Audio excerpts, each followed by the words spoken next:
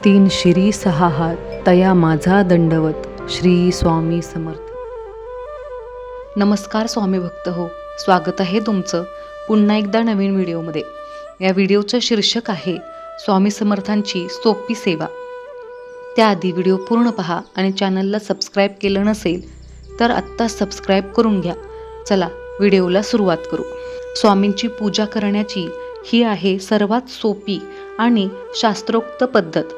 पूजा, उपासना, प्रचिती येणारच. स्वामी समर्थ आणि तारक मंत्राचे सार. स्वामी समर्थाच्या उपासनेत तारक मंत्राला अनन्यसाधारण महत्त्व आहे. तारक या शब्दाचा अर्थच मुळी तारणारा असा होतो. जीवनात जेव्हा सर्व मार्ग बंद होतात आणि संकटाचा डोंगर उभा राहतो तेव्हा हा मंत्र भक्तासाठी आधारवड ठरतो. हा मंत्र केवळ शब्द नसून ती एक भक्ती आहे जी भक्ताला मानसिक बळ देते. तारक मंत्राचा उच्चार श्रद्धेने केल्यास भीती नष्ट होते आणि अशक्य गोष्टी शक्य करण्याची प्रेरणा मिळते. हा मंत्र कुठेही आणि कधीही म्हणता येतो, कारण स्वामी आपल्या अंतरात्म्यात वास करतात. संकटातून तारणारा हा महामंत्र प्रत्येक स्वामी भक्तांच्या नित्य उपासनेचा मुख्य कणा आहे. स्वामींचा साक्षात्कार नक्की कसा होतो? अनेक भक्तांना प्रश्न पडतो की स्वामींचा साक्षात्कार कसा होतो? साक्षात्कार म्हणजे केवळ देवाला डोळ्यांनी पाहणे नव्हे. जेव्हा तुमच्या कठीण प्रसंगात एखादी व्यक्ती अचानक मदतीला येते किंवा तुमच्या मनात सकारात्मक विचारांचा प्रकाश पडतो, तोच स्वामींचा साक्षात्कार असतो. व्हिडिओमध्ये सांगितल्याप्रमाणे साक्षात्कार ही एक आंतरिक अनुभूती आहे. काही लोकांना स्वप्नात दर्शन होते तर काहींना त्यांच्या कार्यातून प्रचिती येते. स्वामींचा साक्षात्कार होण्यासाठी डोळ्यांऐवजी मनाची शुद्धी असणे अधिक महत्त्वाचे आहे. जेव्हा भक्त पूर्णपणे शरणागत होतो तेव्हाच त्याला स्वामींच्या अस्तित्वाची खरी जाणीव होते, जी शब्दात व्यक्त करणे कठीण असते. वटवृक्षाचे रहस्य आणि तिजोरीतील बरकत. अक्कलकोट येथील वटवृक्षाचे स्थान अत्यंत पवित्र मानले जाते. लोक म्हणतात की या वटवृक्षाचे पान तोडून तिजोरीत ठेवल्यास पैसा वाढतो किंवा बरकत होते, परंतु केवळ वस्तू ठेवण्यापेक्षा त्यामागील श्रद्धा महत्त्वाची आहे.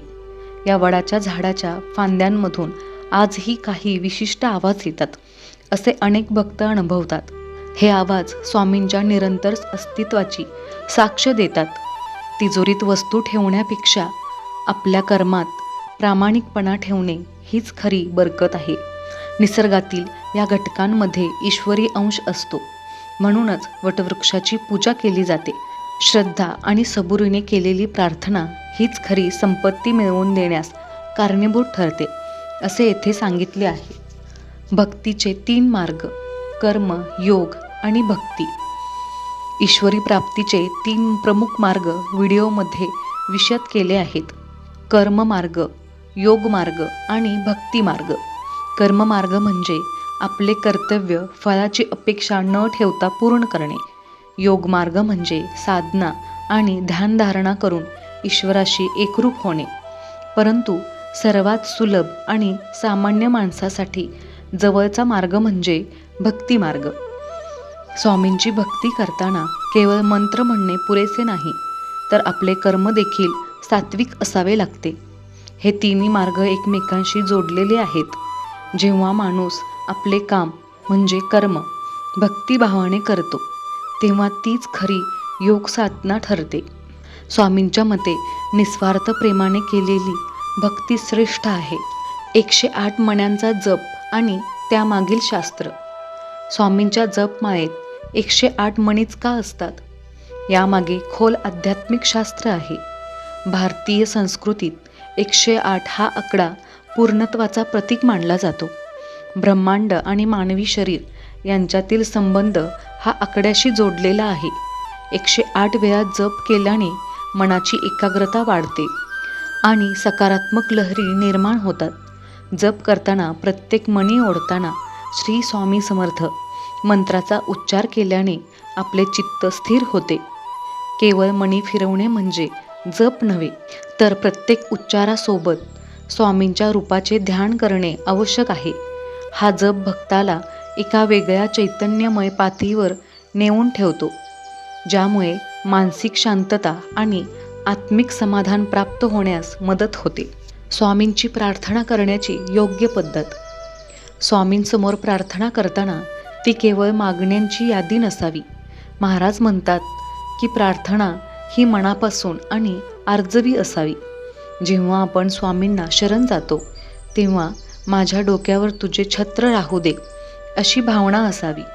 स्वार्थासाठी केलेली प्रार्थना आणि निस्वार्थ भावनेने केलेली प्रार्थना यात फरक आहे. आपली इच्छा स्वामींना सांगताना त्यात अहंकार नसावा. देवा तू म्हणशील तसे होईल हा विश्वास प्रार्थनेचा पाया आहे. अनेकदा आपण फक्त संकटातच स्वामींना आठवण काढतो, परंतु सुखातही त्यांचे आभार मानणे ही खरी प्रार्थना आहे. शुद्ध अंतकरणाने केलेली 2 शब्दांची प्रार्थना देखील स्वामींपर्यंत त्वरित पोहोचते. उपासनेतील संयमाचे महत्त्व. आजच्या धावपळीच्या युगात माणसाला त्वरित फळ हवे असते. 2 वेळा आरती केली की 3ऱ्या वेळी काम पूर्ण व्हावे अशी अपेक्षा लोक धरतात, परंतु भक्तीमध्ये संयम हा सर्वात मोठा दागिना आहे. व्हिडिओमध्ये सांगितल्याप्रमाणे परीक्षा पास होणे किंवा नोकरी मिळणे हे केवळ उपासनेवर अवलंबून नसते, तर तुमच्या कष्टावर आणि स्वामींच्या नियोजनावर असते. संयम म्हणजे स्वामींच्या निर्णयावर पूर्ण विश्वास ठेवणे. जे योग्य आहे ते योग्य वेळीच मिळेल हा धीर धरणाऱ्यालाच स्वामींची खरी कृपा अनुभवता येते. घाईघाईने केलेली भक्ती फळ देत नाही, तर शांत चित्ताने केलेली प्रतीक्षा भक्तीला अधिक परिपक्व आणि समृद्ध करते. घरात राम असून चालत नाही, राम आचरणात हवा. केवळ घरात देवारा असणे किंवा स्वामींचा फोटो असणे म्हणजे भक्ती पूर्ण झाली असे नाही. घरामध्ये राम असून चालत नाही, तर राम आचरणात असावा लागतो. हे विधान खूप खोल अर्थ सांगणारे आहे. प्रभू रामाच्या काळातही मंथरा अयोध्येतच होती, पण तिचे विचार चुकीचे होते. याचाच अर्थ असा की देवाच्या सानिध्यात असूनही जर तुमचे विचार आणि आचरण शुद्ध नसेल तर त्या सानिध्याचा उपयोग होत नाही. स्वामींचे भक्त म्हणवून घेताना आपल्या वागण्यातून स्वामींची शिकवण दिसायला हवी. परोपकार, सत्य आणि दया हे गुण आपल्या अंगी बाणवणे म्हणजेच देवाला खऱ्या अर्थाने आपल्या अंतरात स्थान देणे होय. आई वडिलांचा सन्मान हीच खरी सेवा. अनेकांना वाटते की मंदिरात जाऊन तासनतास बसणे म्हणजे मोठी सेवा आहे, परंतु जर तुम्ही घरी आपल्या वृद्ध आई वडिलांचा अपमान करत असाल तर स्वामींची कोणतीही पूजा तुम्हाला पावणार नाही. स्वामी समर्थांचा स्पष्ट संदेश आहे की आई वडील हेच तुमचे पहिले दैवत आहेत. त्यांची सेवा सोडून केलेली स्वामी भक्ती व्यर्थ आहे. जे लोक आपल्या कुटुंबाचा विश्वासघात करतात किंवा इतरांचा अपमान करतात त्यांना स्वामी कधीही भेटत नाहीत. स्वामींच्या मागे असण्याचा अर्थ हा नाही की तुम्ही कसेही वागाल.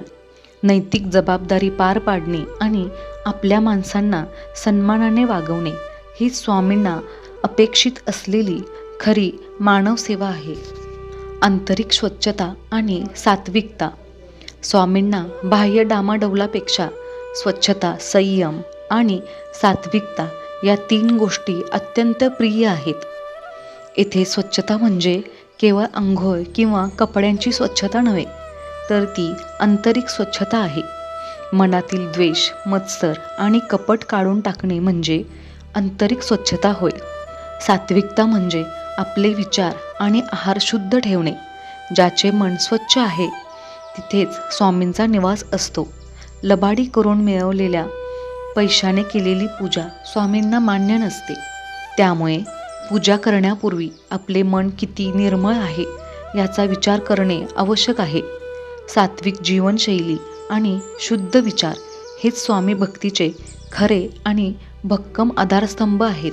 विश्वासघात आणि व्यभिचार टाळा. स्वामी समर्थांच्या मार्गावर चालणाऱ्या भक्तासाठी चारित्र्य अत्यंत महत्त्वाचे आहे. व्हिडिओमध्ये महाराजांनी बजावलं आहे की जो व्यक्ती इतरांचा विश्वासघात करतो किंवा व्यभिचार करतो त्याला स्वामी कधीच प्रसन्न होत नाहीत. स्वामी पाठीशी आहेत या भ्रमात राहून चुकीचे कृत्य करणाऱ्यांना कडक शासन मिळते. भक्ती ही ढाल नाही जी तुमच्या पापांना झाकेल, उलट भक्ती तुम्हाला सन्मार्गावर चालण्याची शिस्त लावते.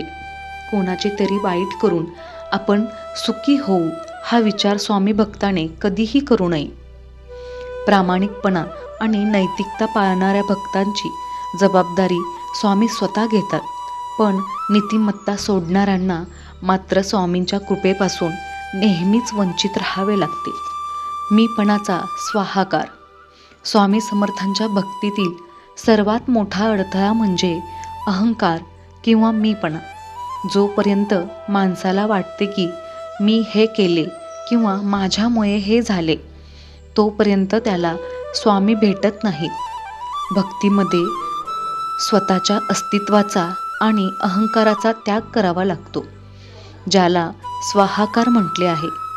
जेव्हा भक्त म्हणतो की सर्व काही तुझेच आहे, तेव्हाच स्वामी त्याचे रक्षणकर्ते होतात. अहंकार हा भक्तीच्या मार्गातील पडदा आहे. हा पडदा फाडल्याशिवाय ईश्वरी प्रकाशाचे दर्शन होत नाही. स्वतःला शून्य मानून स्वामींना सर्वस्व मानणारा भक्तच खऱ्या अर्थाने या मार्गावर प्रगती करू शकतो. नम्रता हीच स्वामी भक्तीची पहिली पायरी आणि अंतिम यश आहे. तारक मंत्राचे पठण आणि शिस्त.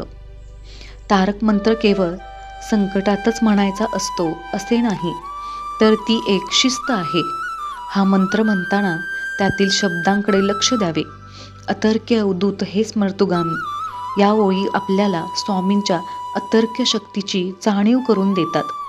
तारक मंत्राच्या पठणामुळे आपल्या सभोवताली एक संरक्षक कवच तयार होते.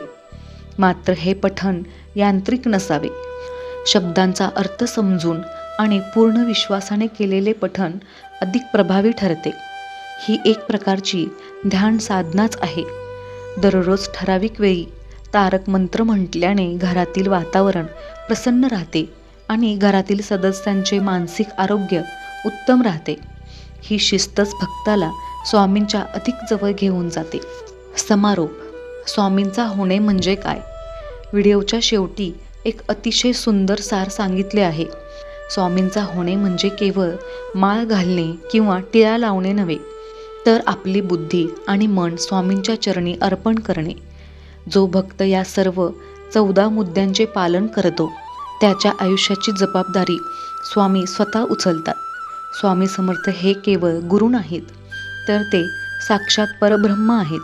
त्यांची भक्ती आपल्याला संकटात धीर देते आणि सुखात नम्र ठेवते. श्री स्वामी समर्थ या मंत्राच्या अखंड स्मरणाने आणि सात्विक आचरणाने आपण त्यांचे लाडके भक्त होऊ शकतो. स्वामींच्या स्मरणात राहणे आणि त्यांच्या शिकवणीनुसार जगणे हाच मानवी जीवनाचा खरा उद्धार आहे. तुमच्या सर्वांच्या सुखासाठी प्रार्थना. हे स्वामी राया, सर्वांना चांगली बुद्धी द्या, आरोग्य द्या, सर्वांना सुखात, आनंदात आणि ऐश्वर्यात ठेवा.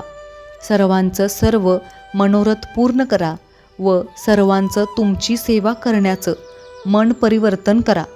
सर्वांचं भलं करा, कल्याण करा, रक्षण करा आणि तुमचं गोड नाम मुखात अखंड राहू द्या. श्री स्वामी समर्थ. व्हिडिओ आवडल्यास लाईक, शेअर, सबस्क्राईब करा. कमेंट करायला विसरू नका. धन्यवाद.